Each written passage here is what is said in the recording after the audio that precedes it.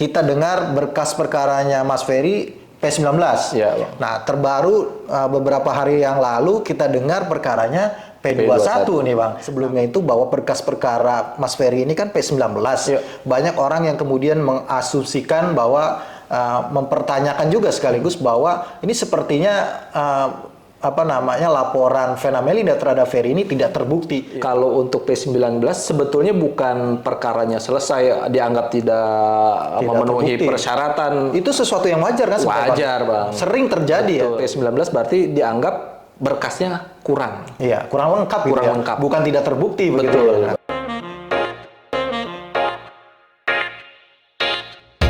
Assalamualaikum warahmatullahi wabarakatuh. Kembali lagi di YouTube channel Halo Pengacara. Apa kabarnya sahabat Halo Pengacara? Semoga baik-baik saja ya. Dan pada kesempatan kali ini kembali Halo Pengacara akan memberikan informasi dan juga ulasan hukum terkait dengan isu-isu yang sedang viral di masyarakat yang menjadi perbincangan hangat baik di media massa maupun di media sosial.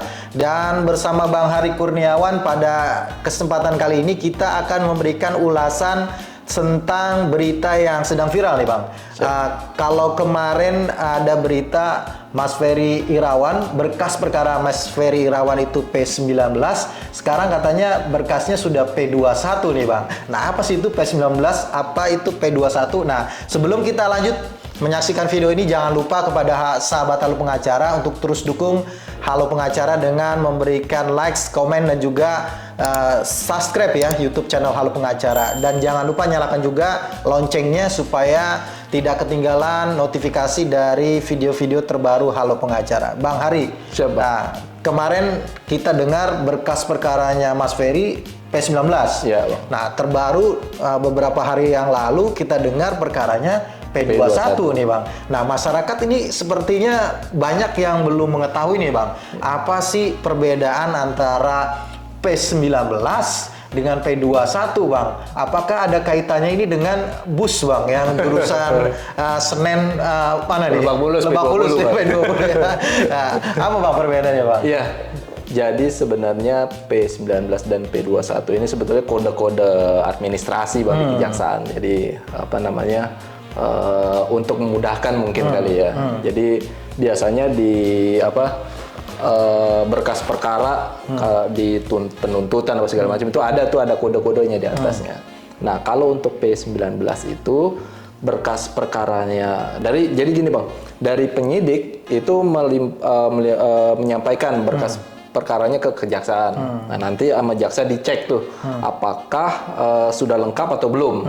Nah, kalau misalkan dinyatakan sama jaksa ini belum lengkap nih misalkan berkasnya, maka akan dikembalikan ke penyidik kepolisian untuk dilengkapi. Nah, ini ada petunjuk-petunjuknya ya. Betul Bang. Nah, ini namanya P19. Jadi berkas perkaranya itu belum lengkap.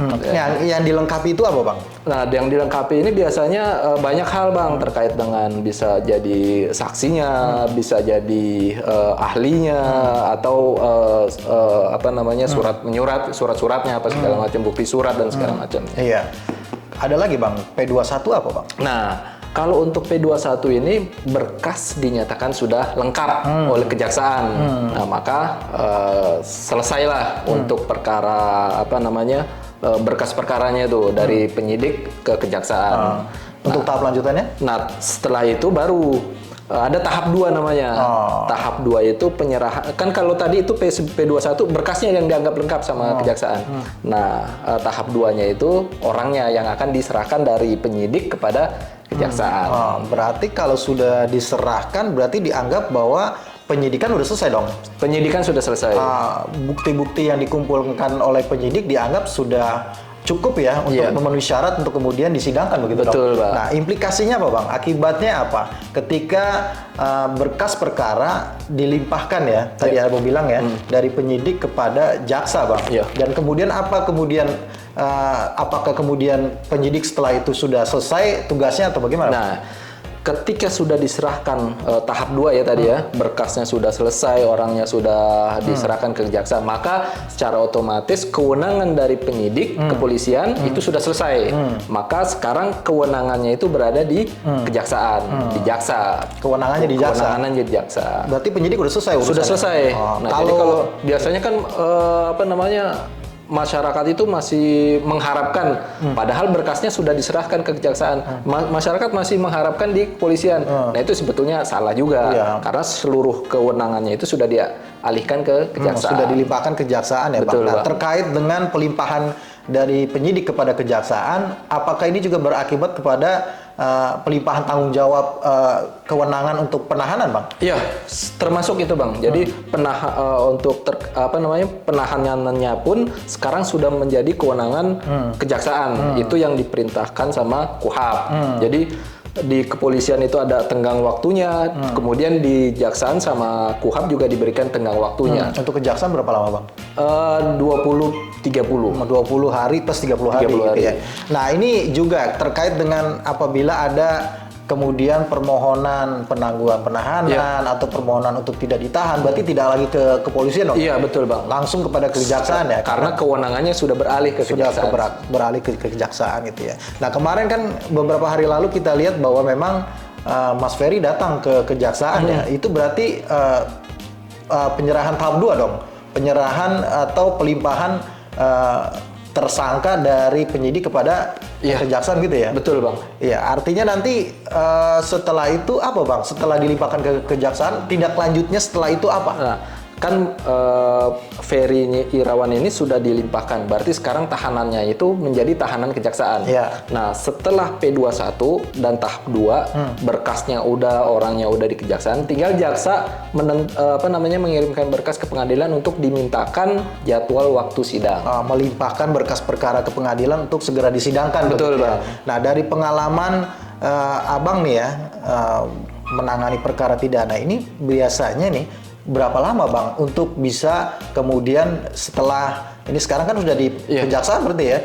Nah, untuk berapa lama biasanya sampai ke persidangan itu, Bang? Apakah membutuhkan waktu yang lama yang berbulan-bulan atau hitungan minggu atau bagaimana, Bang? Iya, sebetulnya kalau sudah dilimpahkan itu udah nggak lama lagi ya, Bang. Karena memang di kejaksaan seperti tadi tuh, KUHAP sudah membatasi dia nggak boleh lama-lama di kejaksaan. Makanya paling seminggu atau 2 minggu dalam rentang waktu itu Biasanya sudah mendapatkan jadwal biasanya gitu. Betul. Ya. Iya. Ini, Bang, ini terkait dengan pertanyaan yang sebelumnya nih, bahwa kan ada berita yang sebelumnya itu bahwa berkas perkara Mas Ferry ini kan P19. Banyak orang yang kemudian mengasumsikan bahwa mempertanyakan juga sekaligus bahwa ini sepertinya laporan Vena Melinda terhadap Ferry ini tidak terbukti, KDRT-nya tidak terbukti gitu. Tapi kemudian setelah adanya P21 ini seolah-olah dugaan itu buyar gitu ya, Bang.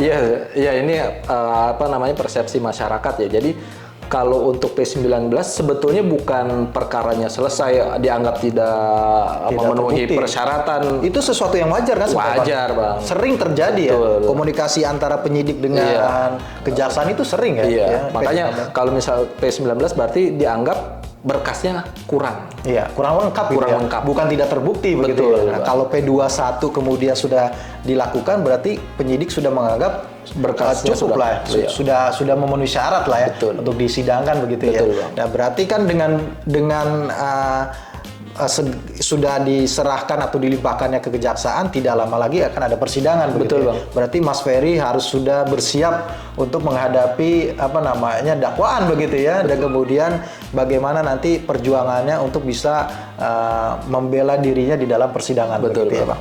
Ya, baik, terima kasih Bang Hari atas waktunya telah menemani saya memberikan ulasan terkait dengan isu hukum Mas Ferry Irawan yang katanya sudah di P21 kan, artinya sudah dilimpahkan kepada kejaksaan, sudah dilimpahkan status penahanannya dan orangnya ke kejaksaan begitu ya. Dan terima kasih juga kepada sahabat Halo Pengacara yang sudah menyaksikan video ini sampai dengan selesai.